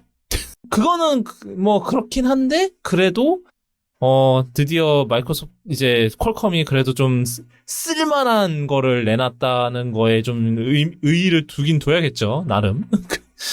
그 외에 뭐 이제 스냅드래곤 X 플러스랑 엘리트로 나뉘고, 둘이 차이가 뭐 이제 CPU 코어 2개인가? 10개하고 12개고, 그 다음에 GPU 코어 차이 조금 있고, 뭐 그런데, 이제 공통적으로 둘이 이제 NPU는 똑같이 있습니다. NPU 아까 얘기한 대로 45 탑스라 그래서 초당 45조 AI 연산이 가능하다가 있어서, 이제 이런 코파일럿 기능에 이제 쓰이겠죠? 얼마나 잘 그거 할지는 봐야겠는데. 그리고 뭐 배터리도 뭐 저 맥북 에어보다 오래 간다고 하고요. 물론 그건 아마 저 맥북 에어보다 큰 배터리를 넣어서 그런 거 아닐까라는 생각이 좀 들긴 합니다만, 뭐 그건 그거고. 그리고 이게 왜냐면은 일단은 저 스냅드래곤 이 X 플러스랑 엘리트가 제가 알기로는 M3보다 TDP가 높거든요. 그래서 아마 소비 전력이 자체적으로 높을 거라, 사실은 전성비 자체는 M3보다 확연히 떨어집니다. 그냥 뭐 전성비 떨어지는 거를 이제 배터리 좀 크게 넣고 그다음에 그냥 팬 달고 이래갖고 이제 어떻게 보면은 이제 어떻게 땜빵을 한 거죠, 사실. 근데 이제 그럼에도 불구하고 저는 이게 만약에 이게 진짜로 이 스냅드래곤 X가 정말로 이제 그 마이크로소프트의 M1이 될 수 있다고 하면은, 제가 이렇게 예상을 하는 게 대담한지는 잘 모르겠는데, 제 생각에는 앞으로 3년, 5년 이내로 이제 노트북에서는 인텔하고 AMD X86이 아예 싹 사라질 것 같거든요. 적어도 한국 밖에서는 저도 그렇게 될 것 같아요. 네, 그러니까 왜냐면은 일단은 아마 마이크로소프트가 X86을 완전히 없애지는 못할 거예요. 왜냐면은 일단은 저 데스크톱 같은 환경에서는 절대 성능이 더 중요하기 때문에 거기서는 X86이 유리한 게 있고, 그 다음에 X86을 죽어도 안 놔줄 사람들이 몇몇 있거든요. 저 게이머라든가. 왜냐하면은 옛날 게임들을 다 암으로 바꿔줄 리가 없잖아요? 뭐, 물론 저 요번에 에뮬레이션 레이어가 나아졌다고는 하나? 그렇기 때문에 X86이 사라지지는 않을 건데, 대부분의 환경에서는, 그러니까 노트북, 어차피 이제, 맥도 마찬가지지만, 모든 PC 시장을 보면은 사실 판매량 면에서는 노트북이 훨씬 절대적으로 많거든요. 그렇기 때문에 거의 대부분의 시나리오에서는 X86이 뒷전을 밀려나고 이제 ARM이 앞으로 나오는 이제 그런 상황이 벌어지지 않을까 싶은데, 일단은 뭐 땅콩고객님이 한국은 빼고요라고 하신 말씀은 공감을 하나. 근데 저도 이번에는 진짜 진심으로 마이크로소프트도 그렇고 전체적인 생태계가 바뀔 계기다라고 생각을 한 이유가 여러 가지가 있는데, 그 중에 하나가 이번에는 서피스 이상한 거 하나만 나오는 게 아니라 다른 이제 제조사들도 다 네. 심지어 이런 거 미온적인 삼성도 참여를 한 거고, 삼성, 델, HP, 레노버도 있었나? 이 정도면 거의 메이저 업체는 다 준비 중인 거거든요. 그리고 이제 서피스 같은 경우는 아예 자기네 라인업에서 X86을 없앴어요. 다 그냥 스냅드래곤만 달고 나오는데, 요번에. 사실 서피스는 점유율이 거의 없다시피 해가지고 나머지가 더 중요한데 나머지들이 다 한다는 게 중요하고 뭐 상징적인 거죠. 서피스에서 그렇게 한다는 건 사실 뭐. 그런데 에이서스, 델, HP, 레노버 이 정도면 삼성까지 이 정도면 시장 점유율 절반이 넘습니다. 그리고 어도비 같은 회사도 다 하겠다고 이제 넘어가겠다고 했고 넘어간다기보단 지원한다고 했고 ARM 커널 지원하는 것에 더해서 이제 NPU 연산까지 지원한다고 그런 게 이미 어도비는 애플에서 ARM으로 전환하면서 NPU 같은 거 해본 게 있기 때문에 뭐 그렇게 어렵진 않을 겁니다. 그렇죠. 뭐 어떻게 대충 뭐 물론 이제 짜는 것 자체는 다르지만 얘네들이 어떤 방식으로 움직일 건지 대충 예상은 되겠죠. 뭐 이게 쉽게. 의미가 꽤 큰 게 AMD에도 좀 이 20탑스까지는 안 되지만은 NPU가 있는 프로세서가 80 시리즈인가 있거든요. 80에 NPU가 있던가? 그래가지고 이게 꽤 차이가 큽니다. 줌에서 예를 들어서 줌 같은 거에서 배경 블러 같은 거라든지 노이즈 캔슬링 같은 거를 지금은 GPU로 갈구는데 그런 걸 켜는 순간 뇌가 이제 노트북 CPU 전력 사용량이 막 한 30W 이렇게 넘어버리거든요. 그러면 이제 얼마 못 가고 이륙을 하다가 죽어버린단 말이죠. 3시간, 4시간 이런 회의를 못 해요. 그런데 NPU를 쓰는 순간 10W 미만으로 확 떨어지기 때문에 이런 이 외에도 뭐 AI 기반의 뭐 컨텐츠 OFL 뭐 이런 거 할 수도 있고 소프트웨어가 제일 어떻게 보면 중요한데 이것도 따라온다고 하니까 이번에는 진짜가 아닌가. 그 수많은 양치기 소년 모먼트를 지나서 그런데 한국 빼고라고 한 이유는 여러 가지가 있는데 일단 네, 정부기관 그리고 은행 이런 데서 좀 문제가 있긴 한데 근데 요즘에 느낀 게 상당수의 많은 정부기관 페이지가 많이 바뀌었어요. 심지어 제가 최근에 부동산 관련된 신청하고 문서를 뗄 게 있었는데 그걸 맥에서 플러그인 하나도 안 깔고 할 수가 있었단 말이죠. 많이 바뀌었죠. 다만 이거 카카오 같은 이런 본인 인증이라는 게 가능하다는 전제가 있긴 한데 그 말은 이제 외국인이라든지 이런 걸 잘 못 쓰는 사람들은 좀 아직도 힘들다고는 하지만 적어도 이제는 뭐 액티브엑스 이런 거 안 깔고도 가능한 수준까지 됐기 때문에 일부 상황에서는 가능할 것 같긴 하지만 여전히 한국에서는 X86 아니면 안 되는 것들이 좀 있습니다. 예를 들면 안모랩 뭐 이런 애들 그런 이제 보안 앱들이 전혀 보안을 강화해주지 않는 보안 앱들을 깔아야 되는 사이트들이 아직 있단 말이에요. 걔네들은 진짜 돈 너무 이렇게 말하면 좀 그런가? 너무 거저 번다 그래야 되나 뭐라 해야 되나? 걔들은 아키텍처는커녕 그 컴퓨터에 로켓만 바뀌어도 그냥 문자가 다 깨지는 수준의 아주 조잡한 앱들이라서 예를 들어서 내 윈도우가 영어로 설정되어 있으면은 그냥 한국어 다 깨져서 나옵니다. 걔들 진짜 진짜 조잡하게 만들어 놔가지고 얘들이 암64로 곧바로 전환할 거란 기대는 전혀 안 합니다. 약간 대충 사는 거지. 좀 문제가 되는 게 꼭 그런 애들이 커널을 건드려요. 커널을 건드리면 그 에뮬레이터가 잘 안 됩니다. 이거는 애플 쪽에서도 보였던 거기 때문에 윈도우에서도 비쌀이라고 생각할 수가 있는데 이런 보안 앱들이 커널을 건드려요. 꼭. 왜 건드는지는 모르겠지만. 그러니까 이게 진짜 진정한 의미의 말웨어라니까 얘네들이 진짜로. 또 그리고 프린터가 좀 많이 지원해서 문제가 생길 수 있는데 이런 프린터를 동반한 오래된 하드웨어들 그래서 특히나 윈도우가 산업계에서 들어가는 경우는 한동안 못 쓸 겁니다. 이거는 예를 들어 아직도 윈도우 95로만 쓸 수 있는 장비가 가끔 있대요. 그쪽은 뭐 어쩔 수 없는 거. 그런 경우는 어차피 지금도 그 컴퓨터 고장나면 윈도우 95 돌아가는 컴퓨터를 또 어디서 고물상에서 구해 와야 되기 때문에 지금 이 논의에서는 전혀 해당이 없고 그래서 일반적인 가정에서는 아마 아까 말한 대로 몇 년 내로 넘어갈 것 같고 그쪽이 넘어가기 시작하면 이제 게임 업계들도 돈 벌 생각이 있으면 조금씩 지원하기 시작하겠죠. 일단 뭐 그런 면에서는 이제 삼성이 움직이기 시작했다는 게 조금 그나마 좀 고무적이라고 할 수 있나? 약간 그런 생각이 좀 되기는 해요. 맞죠. 삼성이 이제 노트북 여기서 재미 보기 시작하면은 위기의 엑시노스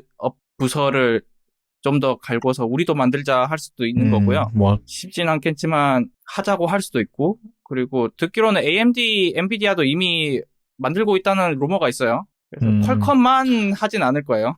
그러니까 뭐 엔비디아는 뭐 저 어차피 쟤네 닌텐도 때문에 뭔가를 만들긴 만들. 물론 걔들은 지금 데이터 센터들 수요가 너무 넘쳐가지고 여기에 쓸 여력이 없을 것 같긴 한데 응원이 있습니다. 그러니까 여기에 굳이 손을 안 대도 어차피 돈은 굴러 들어오는데 굳이 약간 그런 거죠, 사실.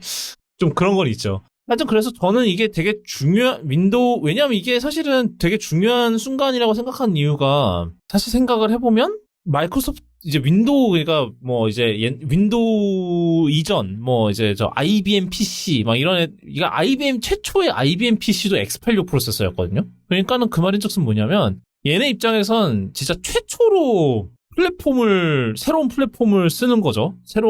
이런 적이 없거든, 얘네들은. 한 번도. 그래서 저는 그 부분도 저는 되게 흥미롭다고 생각을 해요. 그러니까 마이크로소프트가 그렇게 레거시를 중시하는 마이크로소프트가 이거를 한다는 것 자체가 얼마나 이제 얘네들 입장에서도 이게 얼마나 중요하다고 생각하는 건지 알 수 있는 거 아닌가라는 생각이 좀 들어요. 이거를 보면서. 그래서 이게 어떻게 될지는 한번 지켜보도록 하겠습니다. 저는 되게 이게 흥미롭게 진행이 될 것 같아요. 자, 그 다음 소식은요. 네, 상소문 TV가 진짜로 말려 들어갔다는 소식입니다. 이번에 단종됐다고 그러더라고요. 이게 언제 나왔었지? 그래도 이게 언제 나왔니? 2021년에 나왔었네요. 3년 전에 나왔었는데, 예, 그때 저희가 이제 막 상소문 TV 막 이러면서 이랬었는데, 이게 원래는 시그니처 올레드 TV R1? R이라는. R이었을 거예요. 예, 올레드 R, TV R인데, 이게 1억 원이었다고 하죠. 예, 가격이. 저는 이거 이제 더현대 가면은 옛날에 몇 번 이거를 시험품을 전시를 해놨었거든요. 그래서 그때 몇 번 보긴 했었는데 되게 신기하긴 했어요. 근데 약간 이게 보면은 그걸 어디다가 하지라는 생각이 계속 옛날에도 그 얘기를 했던 것 같은데, 왜냐면은 보통 우리가 TV를 다는 게 뒤에 벽이 있잖아요. 뒤에 벽에 빤이 있는데 이거를 얘 상소문 TV를 굳이 접을 이유가 있나? 뒤에 뭐 얘가 여기 이제 이 기사 사진처럼 뒤에 창문이 있어서 이렇게 접으면 뒤에 이제 창문 풍경을 볼 수 있다 이러면 뭐 그래, 그거는 그럴 수 있다 쳐. 근데 그런 환경에 TV를 두시면 안 됩니다. 뭐 엄청난 역광이니까요. 일단은 근데 뭐 LG가 그렇게 시연을 해놨네요, 여기 사실. 그래서 이건 뭐 그렇게 길게 얘기할 건 아닌데, 그래도 저희가 이제 상소문 TV 되게 많이 얘기를 했었기 때문에 그 생각이 나서 여기 넣어놨고요. 애초에 얘는 뭐 기술 과시용이었으니까. 네. 그쵸. 뭐 이번에 새로운 기술 과시용했잖아요, 올해. 투명 올레드 TV. 아직도 굳이 싶은. 그러니까 그때도 얘기했지만 사업 그런 상업용으로는 뭐 그렇다 치는데 이거를 가정에다가 이걸 굳이 넣을 필요가 있나 싶은 약간 아직도 그런 생각이 좀 있는 그런. 아직 근데 얘 나왔나? CES에서만 공개되고 아직 판매는 아직 시작 안 한 걸로 알고 있는데 뭐 하여튼. 그다음은 스포티파이 관련 소식인데, 이제 얘네들이 옛날에 저희도 한 번 다뤘을 거예요. 칼싱이라 그래서 이제 약간 차에다가 다는 약간 스포티파이 전용 재생기기를 만들었었어요. 그래서 이제 이거를 약간 블루투스로 연결했나? 뭐 이렇게 해서 블루투스로 연결을 하면은 이제 이 기기를 통해 이제 스마트폰이나 이런 걸 안 써도 얘를 통해서 이제 카오디오로 이제 스포티파이를 들을 수 있다. 약간 이런 거였는데, 이게 얘네들도 그렇게 진지하게 하지는 않았었어요. 근데 이제 되게 싸게 풀었었거든요. 몇몇 사용자들 대상으로 되게 싸게 풀었었는데, 이거를 2022년에 이제 생산을 중단을 했었고요. 그래도 이제 사용은 계속 할 수 있었어요. 근데 요번에 12월 9일부터 사용을 못 합니다. 아예 벽돌로 만들어 드리겠습니다가 된 거죠. 그래서 누가 얘기하기를 컬싱에서 컬 브릭이 되는 거냐, 벽돌이 되는 거냐 이렇게 얘기를 했는데, 그러니까 이 기계 자체가 그냥 말 그대로 정말 전자쓰레기가 되는 거죠. 뭐냐면 이거를 해킹을 해서 안드로이드를 이거 결국 얘도 사실 안드로이드 기기겠죠. 안드로이드 기기든지 하여튼 뭐를 이제 해킹을 해서 여기다가 이제 다른 서비스들 애플 뮤직 아니면은 또 뭐 있습니까?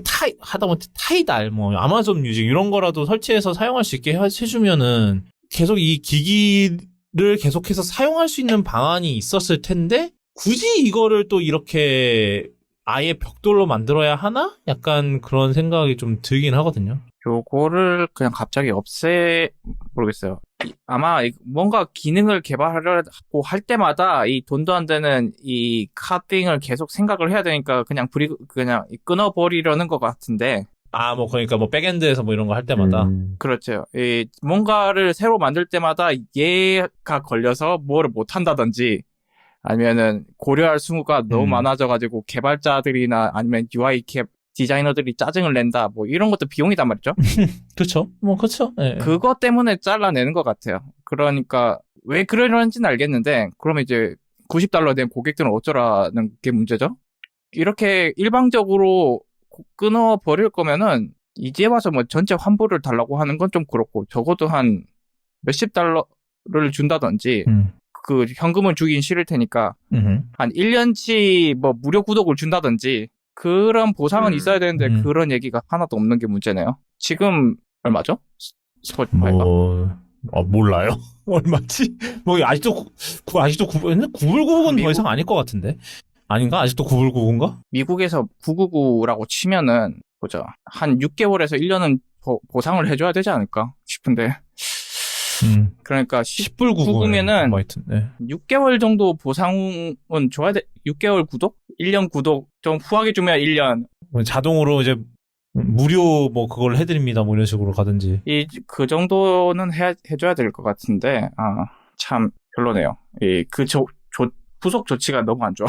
아니면은 진짜로 뭐 얘 자체로 오픈 소스를 해서 뭐 어떻게 활용할 수 있는 방법을 찾게 해주든가 약간 이런 것도 이런 방법도 있었을 것 같은데 결국은 이거 뭐 블루투스 달려 있고 뭐 그러니까요. 뭐 배터리는 없겠지만 뭐 그래서 안에서 뭐 진짜로 간단한 뭐 엔터테인먼트 뭐 이런 식으로 이게 아마 자체 라디오는 그러니까 자체적으로 뭐 셀룰러 이런 거가 있는 건 아니었을 거예요. 아마 제가 알기로는 이거 폰에 테더링해서 연결했나 뭐 이랬던 것 같은데 태생부터가 좀 이상한 애긴 했어. 차를 운전할 때 스마트폰을 안 보게 하기 위해서 이걸 만들었다고 했는데 결국은 쓰려면 스마트폰이 필요하긴 해.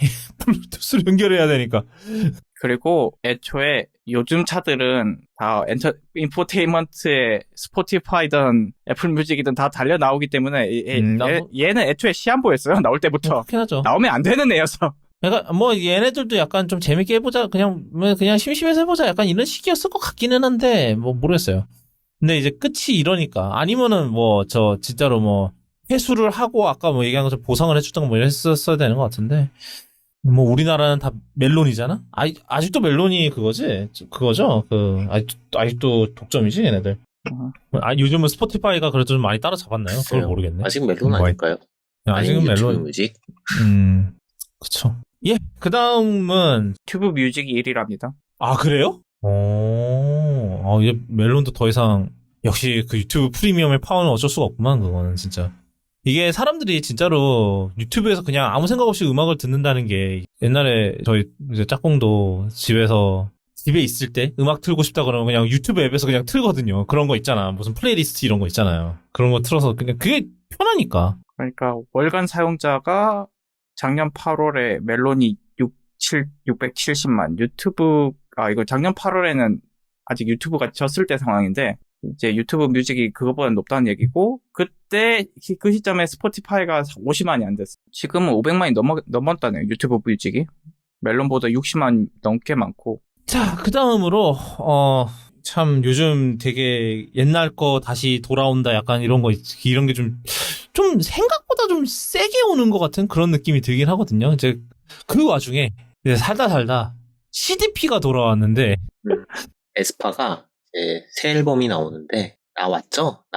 예고 노래는 공개는 했어요. 네, 앨범이 나오는데 앨범 패키지로 이제 패키지가 뭐 여러 가지 에디션이 나오잖아요. 그 중에 하나 에디션이 이제 CDP가 들어있어요. 앨범 이름이 아마겟돈이고 CD 플레이어 버전 해가지고 아마겟돈 CDP 버전 해서 SNS에다가 아마 실물까지 다 들어가서 나온 걸로 알고 있는데 CDP랑 CD를 준다고 하고요. 근데 되게 웃긴 게 거기 CDR이라 돼 있어서 이게 얘네들이 좀 힙하려고 이 CDR이라고 한 건가 아니면은 진짜로 CDR을 몰라서겠죠. 모르는 거 아닐까요?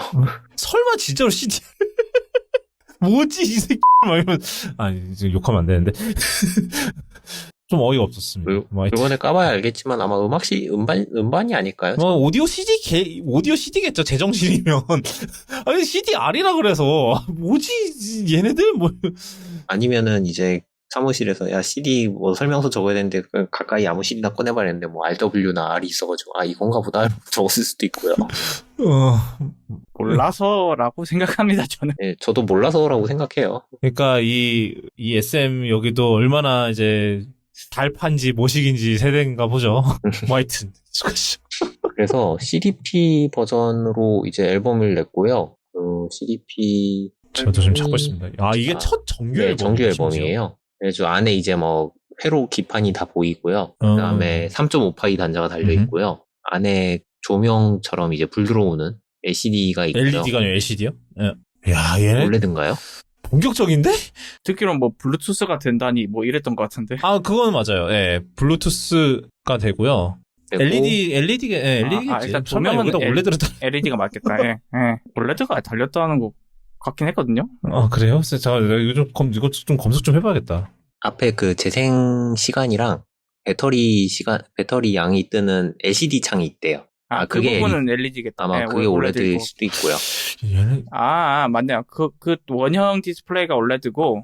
야 얘네들 너무 본격적인 거 아니야 이거? 조명은 그래도 원가 절감했는지 약간 싼 블루 블루 LED로 넣어놨네요. 그래서 오케이. 앨범 그 CDP 패키지 안에는 그 포토카드가 다 들어있다고 하고요.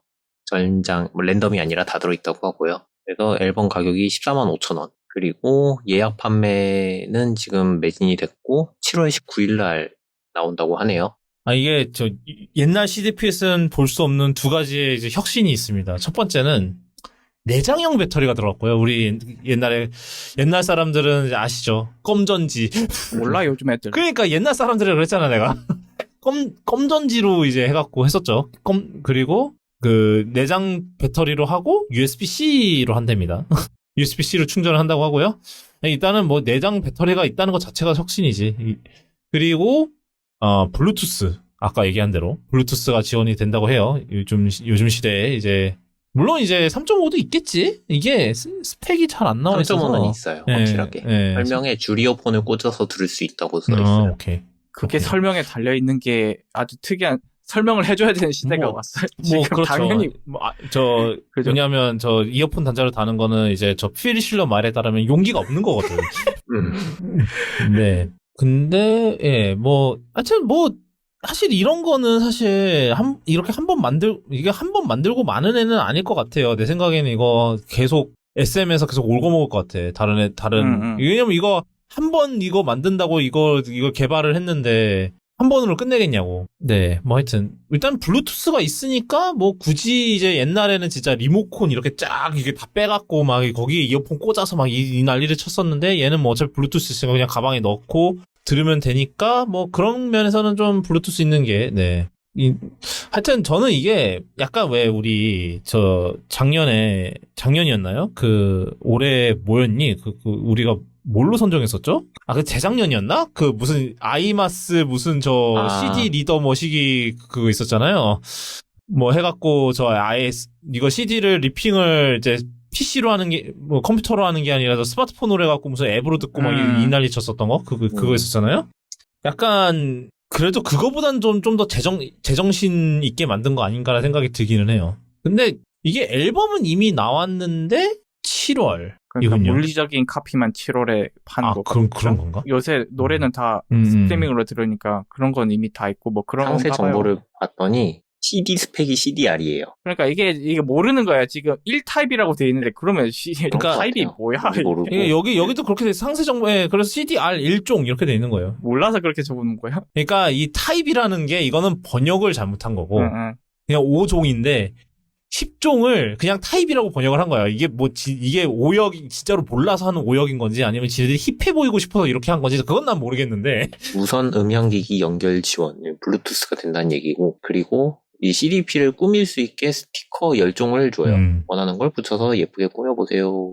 약간 이게 투명 스티커인가? 뭐 그런 것 같기도 하고. 네, 그런 느낌이. 그래요. 네. 하여튼 재밌는 기획이라고 생각을 해요. 뭐 그래 요즘 애들 CDP 그러니까 요즘 이 시대에 정규 앨범 CD로 내놓는 상황에서 이제 이렇게 될 바에 여러분에게 CD가 뭔지 제대로 가르쳐 드릴게 하면서 CDP 이렇게 한다는데 얘네들도 CD가 뭔지 잘 몰라. CDR이 뭐야?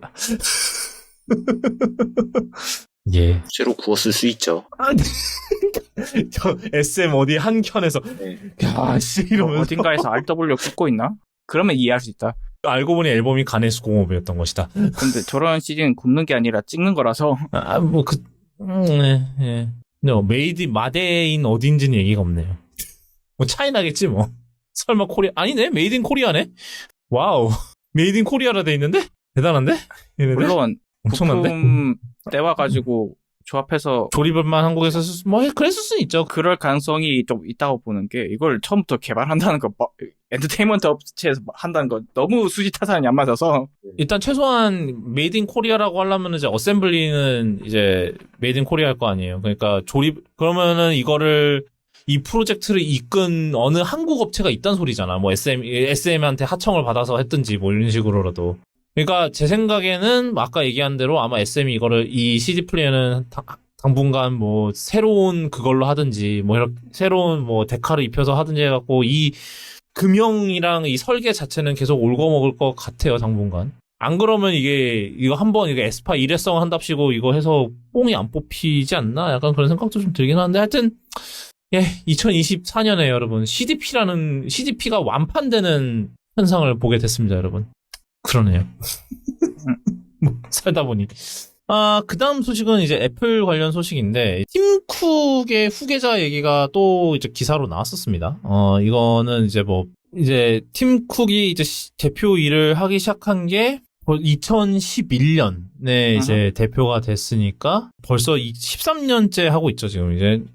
8월에 대표가 됐으니까 이제 곧 13년인데, 이제 좀 그 후계 얘기가 계속 나오긴 하나 봐요. 그래서 뭐 약간 이제 이것도 이제 마크 거르만 보던데 이제 이 기사의 골자는 만약에 이제 팀 쿡이 한 3년에서 5년 정도 더 하고 나서 이제 만약에 그만둔다고 하면은 누가 이제 다 차기 CEO가 될 것인가 이러면 이제 원래는 이제 차기 CEO로 주목받던 인물이 이제 지금 현재 CEO인 제프 윌리엄스인데 이제 이 아저씨는 애플워치 발표할 때 자주 보이는 아저씨예요.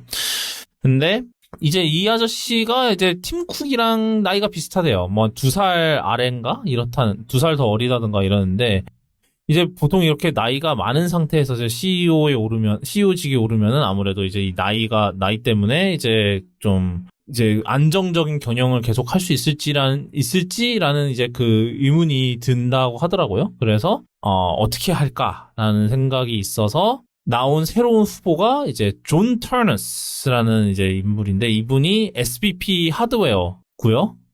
이제 요번에 이제 아이패드 이벤트에서 굉장히 거의 혼자서 이제 이벤트 캐리하셨던 분이에요. 이제 이 사람이 애플 실리콘으로 이제 전환하는 거에 있어서 이제 상당히 전환을 이끌었던 사람이고, 그 다음에 이 애플 실리콘에 맞춰서 새로운 맥 하드웨어랑 이런 거 다 이제 설계하는 팀을 이끌었던 사람이고, 그 다음에 이번에 아이패드 프로도 그랬고, 그래서 사실 존 터너스 자체가 이제 굉장히 좀 인망도 굉장히 좋다고 하고, 그 다음에 이제 외부에서도 이제 이 존 터너스를 바라보는 그게 굉장히 이제 긍정적이기 때문에 아마 이제 애플에서 이제 차기 CEO로 지금 존 터너스를 점찍고 있다고 합니다. 그리고 무엇보다 중요한 거 나이가 49이라고 해요. 많이겠지만 이제 49이면은 그래도 당분간 이제 그래도 그래도 10년 이상 계속 CEO를 할 수 있지 않나라는 그런 생각이 있다고 합니다. 그래서 저도 뭐 존 터너스가 CEO가 된다고 하면은 또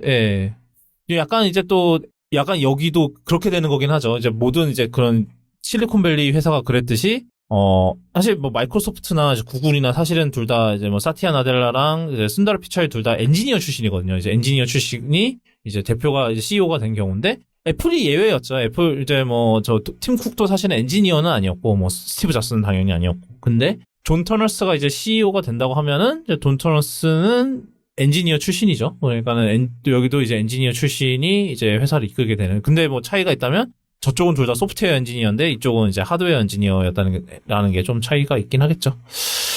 자, 그 다음 이제 마지막 소식으로 저희 요번 제 지난주와 이번 주를, 굉장히 뜨겁게 달궜던, 소식인데, 이거는 저희 땅콩행님은 이해 충돌의 사유가 있어. 이제 무거운 수행을 하시고, 저랑 이제 티덤님만 다룰 텐데, 이제 티덤님 한번 이제 전해주시죠.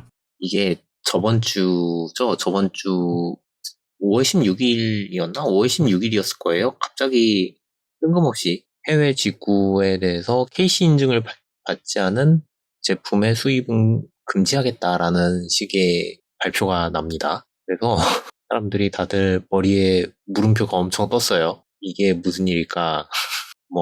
사유는 기존에 있던 일들이에요. 테무나 알리에서 산 물건에 이제 납이나 이렇게 발암물질 같은 게 기준치 이상으로 많이 들어있다가 이제 원인이어서 이걸 가지고 이제 해외에서 직구한 물건의 안정성이 괜찮은 것인가 라는 이제 얘기가 한번 나왔고요. 그 다음에 알리나 테무는 물건을 시키면은 사진이랑 똑같은 물건이 오는 경우가 있기는 있지만 많이 다른 물건이 오는 경우가 좀 많아요. 그래서 이제 이걸 가지고 소비자 문쟁이 좀 많아졌고요. 그리고 특히 테무가 좀 공격적으로 마케팅을 해서 값싸게 물건을 보내드립니다. 아니면은 공짜로 물건을 받아가세요.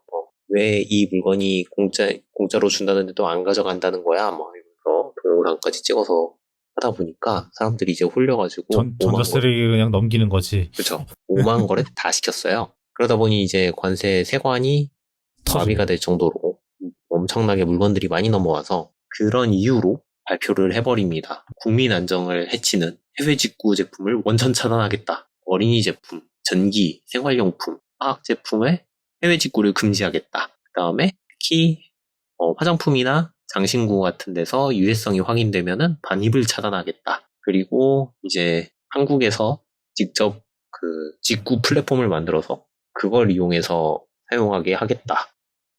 이거는 무슨 얘기인지 잘 모르겠지만 그리고 이제 국내 사업자와의 역처벌 문제를 해소하기 위해서 면세 제도를 개편하겠다 라고 얘기를 했어요. 이제 면세 제도 개편은 확정이 아니고 이제 검토를 하겠다 였는데 이 면세 제도가 이제 저희 물건 살 때 미국에서 사들여오는 건 $200 그리고 그 외의 국가에서 들어오는 건 $150 이하로 사면은 목록 통관되는 거 그 기준을 이제 바꾼다는 식의 이야기였어요. 그래서 이제 이 물건들을 들여오려면은 KC 인증을 받아야 되고 KC 인증을 받지 않은 제품들은 해외 플랫폼에서 삭제하라는 식으로 정책이 나왔던 걸로 알고 있어요. 쇼핑몰에서 내려라 라는 식으로 통할지는 모르겠는데 하여튼 그랬고요. 그 다음에 이제 이 해외 직구 플랫폼에서 전용 통관 플랫폼을 만들 것이고 주문 정보를 미리 받을 것이다. 이런 것들. 그래서 정부가 개발한 통관 플랫폼을 거쳐야만 물건을 직구할 수 있다. 이런 식으로 얘기를 했는데 사실상 따지고 보면은 결국에는 직구를 다 막겠다는 얘기거죠.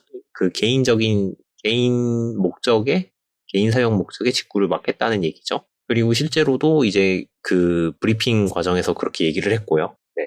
그러다 보니 인터넷과 언론이 뒤집어졌습니다. 뭐가 막히는 거고 뭐가 되는 거냐부터 시작해서 그러면은 이제 중국에서 물건 떼다가 몇 배로 불려가지고 돈 붙여서 팔아먹는 작자들이 있는데 그 사람들을 지켜주기 위해서 면세 제도를 개편한다는 거냐부터 이제 오만 마음에 안 드는 것들이 다 눈에 띄는 거죠. 그리고 이제 이걸로 뒤집어지기 시작했어요. 실제로 물건을 못 사는 게 어딨냐 그리고 그와 동시에 관련 부처들은 이상한 반응을 합니다. 처음 듣는 얘기인데요. 이게 뭐야? 이제 사람들이 이제 실제로 이 정책 발표가 되자마자 해외에서 물건 예약해 놓은 게 취소되고 그랬다나 봐요. 그래가지고 관세청이나 이제 관련 부처에 전화를 해서 물어봤는데 저희도 오늘 알아가지고요. 이거 어떻게 해야 될지 모르겠네요. 저도 잘 모릅니다라는 식으로 답변을 했다고 하더라고요. 그래서 이제 사람들이 이게 지금 무슨 소리냐 이러고 이제 인터넷을 뜨겁게 달구고 민원을 뜨겁게 보내고 여러와 같은 성원에 힘입어 바로 다음날 꼬리를 내렸습니다. 고민을 오해가 있었습니다. 저희가 그러려고 그런 건 아니고요. 생각하지 않았던 얘기로 뭐라고 했죠? 정확하게 물건을 저렴하게 사려는 여러분들의 마음을 헤아리지 못했나? 잠시만요. 막을 생각은 없었다 이런 식으로 얘기했던 것 같긴 한데 브리핑 내용이 되게 골 때렸는데 저렴하게 구매하려는 국민 여러분의 마음을 헤아리지 못해 죄송스럽게 생각합니다. 뭐 이런 식으로 얘기를 했어요. 워딩도 좀 되게 웃기긴 한데 아무튼 일단은 재고하겠다라고 얘기는 했는데 정확하게 뭘 재고할 것이고 뭐 어떻게 진행할 것이며 이런 것들은 전혀 없었고요. 그리고 사전에 물밑 작업으로 알리랑 테무랑은 뭐 제품 안전 협약을 체결을 했다고 하고요. 이게 결국은 그러니까 알리랑 테무만 더 지위를 공고히 하게 되는. 그렇죠. 그런 꼴이 된 거죠. 그러니까 얘네들도 이 돌아가는 꼬라지 보고 이건 이게 아닌데 이러면서 그런 건가? 그쵸. 싶기도 하고. 아마 네. 그런 것 같아요. 그래놓고 이제 또 시끄러워지니까 KC 인증 얘기가 나왔어요.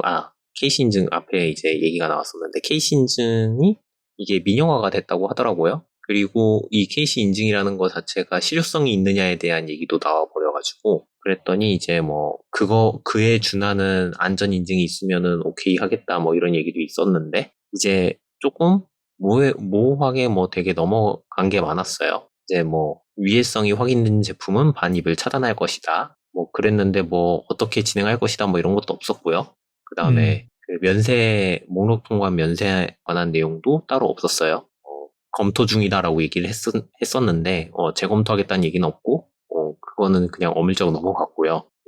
이제 사람들이 이제 관심 가졌던 스위치니 충전기니 배터리니 이런 것들도 어떻게 할지 별로 얘기 안 하고 넘어갔다고 하더라고요. 그래서 이제 실제로 오늘 시위가 벌어졌어요. 어디가냐? 네, 시위도 했어요? 네, 오늘 몰랐네. 시위했어요. 직구 시위. 어허. 서울 정부청사 앞에서 1,000몇 명이 모였다고 하더라고요. 꽤 모였네? 700명? 네.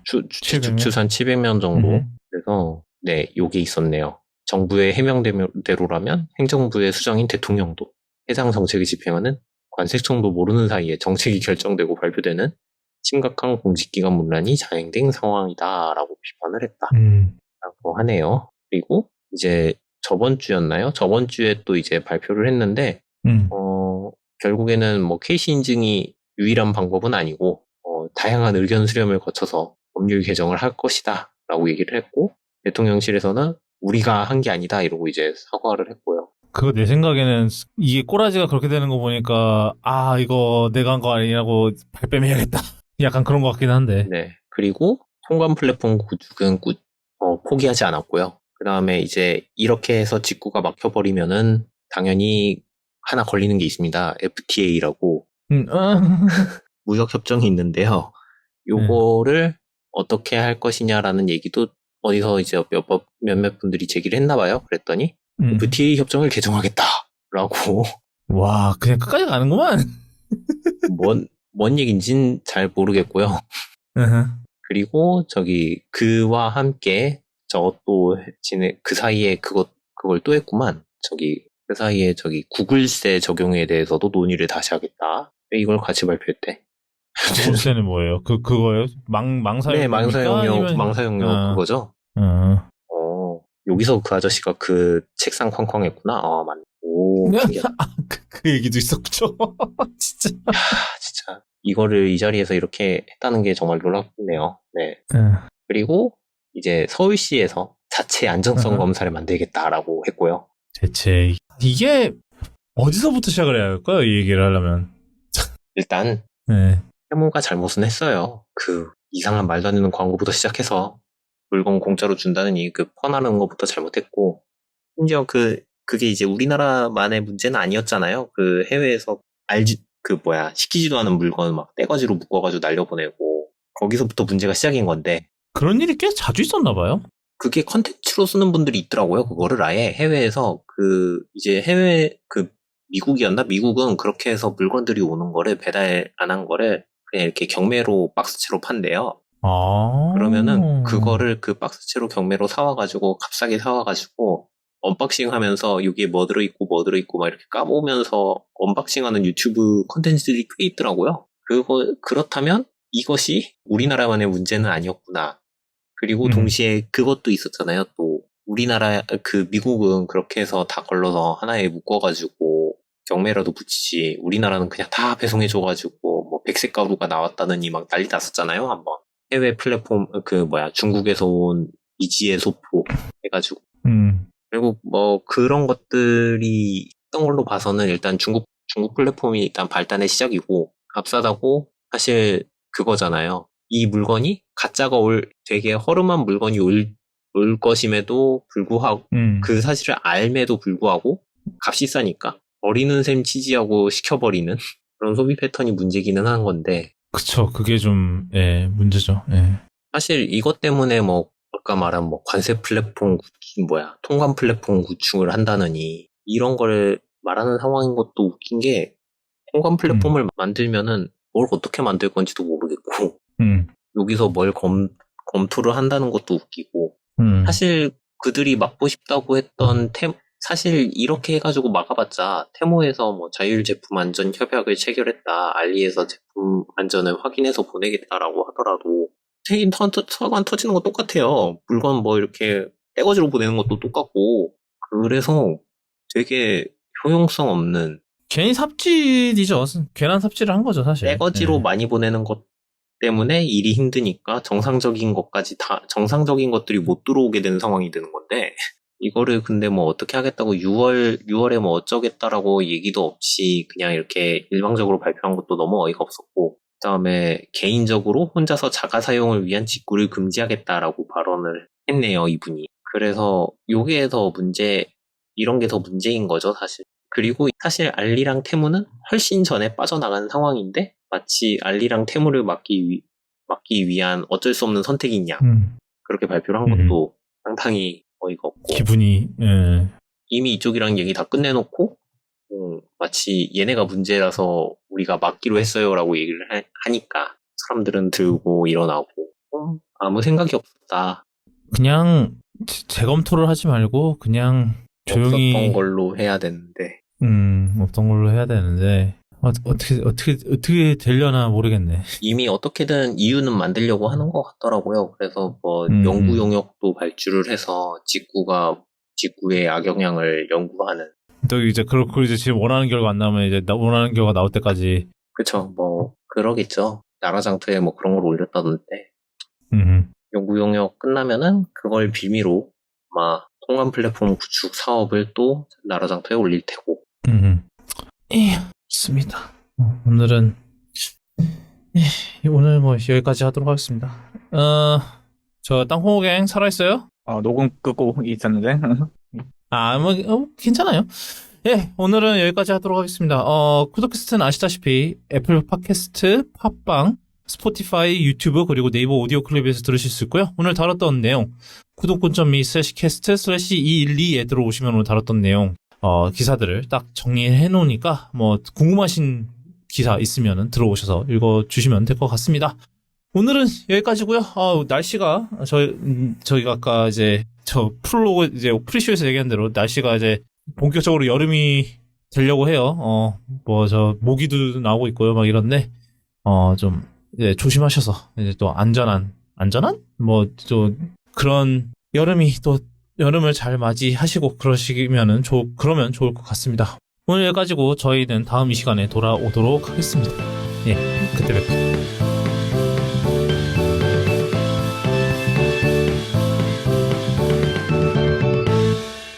맞네, 저거였네요. 저렴한 제품을 구매하시기 위해 애쓰시는 국민에게 너무 재수없어.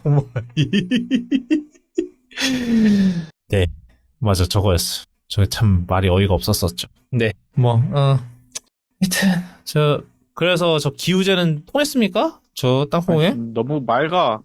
퀄리파이는 괜찮아. 내일 와야 돼, 내일. 이게 저희 컨텍스트를 말씀드리자면, 저 모나코 그랑프리 얘기인데요. 모나코 그랑프리는 워낙 길이 좁고 그게 이제 트랙이 이제 공도 트랙이거든요. 그래서 공도 트랙인데 공도 중에서 되게 좁은 길이 되게 많아요. 그래서 이제 퀄리파잉을 한국어 뭐라 그러냐? 예선 퀄리파잉이라고 합니다. 그래요. 타임 어택 퀄리파잉에서 순위가 정해지거든요. 그 순위가 이제 출발 순위가 정해지는데 이제 그 시간에 따라서. 근데 이 출발 순위가 정해지면은 웬만해서는 바뀌기가 힘들어요. 왜냐면은 추월을 못 하니까 길이 좁아서. 그래서 이제 이 아저씨가 바라는 거는 비라도 내려서 길이 미끄러져서 사고 좀 나고 그래야 좀 재밌다. 약간 이 주장을 하고 싶은 거예요, 이 아저씨는. 다만 그런 거 아니에요? 모두가 동양인방이다, 이거는. 또 어쩌겠어요. 거기가 전통이잖아. 거기서 하는 거 자체가. 걔네들 버릴 순 없죠.